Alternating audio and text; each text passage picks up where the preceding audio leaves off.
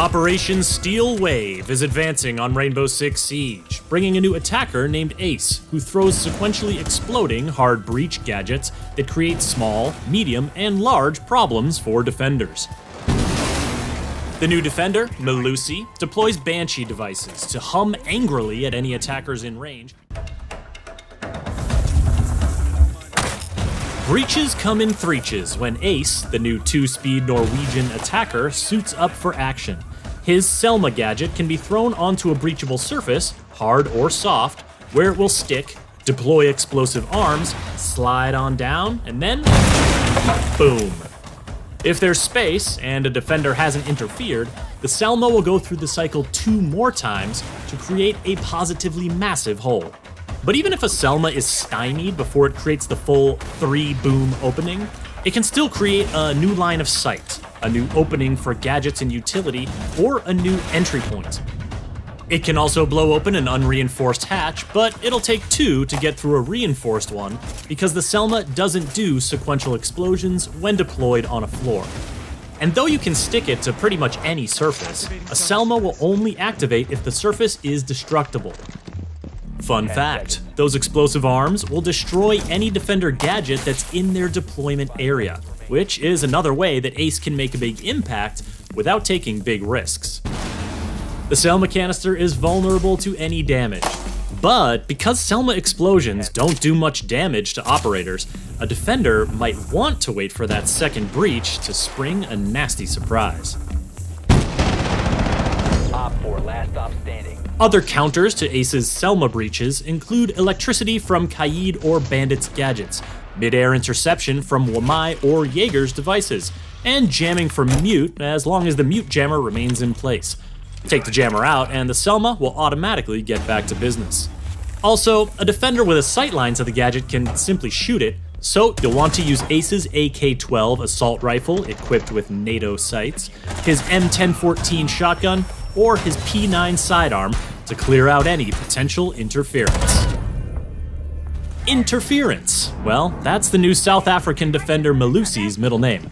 Not literally, it's more that her Banshee gadget is designed with interference in mind.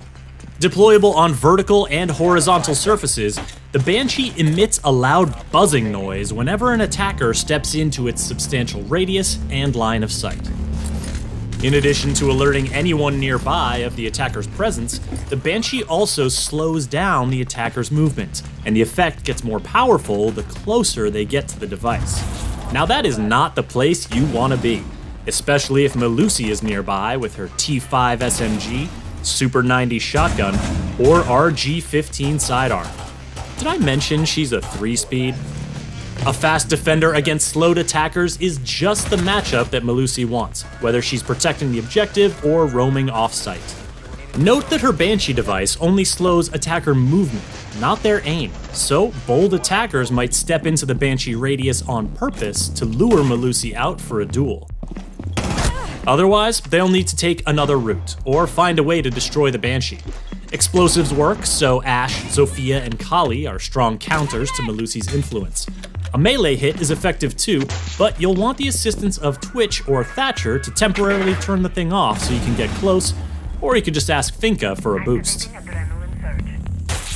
But a Banshee combines so well with other defender gadgets that it might not be the only obstacle to contend with. Smoke's Toxic Beauties and Goyo's Volcan Shields both create hazards that attackers need to escape quickly, something a Banshee won't let them do. Rushes from speedy attackers, pushes from big shieldy boys, and sneaky flanks from the elusive Nook all make the Banshee hum with delight. At least, I think that's delight. It certainly sounds more content than the Defender's new secondary gadget, the Proximity Alarm. This thing sounds nervous, or maybe that's just the feeling that comes naturally when a loud noise is signaling your position to any nearby enemies.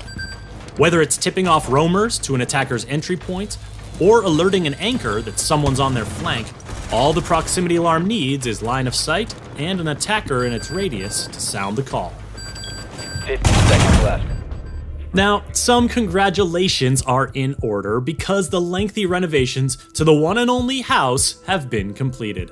It's still a casual map, not one where you'd host anything too fancy, but that upstairs workshop that's been under construction for over 4 years is now a lovely pink bedroom with a new walk-in closet, and the top of the front porch has been enclosed to create a new hallway over to the bathroom. Most of the rooms will be very familiar to frequent guests, but a substantial new 2-story addition off the back adds rooms for music, entertainment, and play, as well as a new staircase and exterior balcony. Arriving visitors should note that the main entrance is currently out of order, and one garage entrance has been closed, leaving only the garage door under the office overhang available. Also coming with Operation Steel Wave is a balancing tweak for Amaru, aimed at making her Gara hook entry smoother and swifter.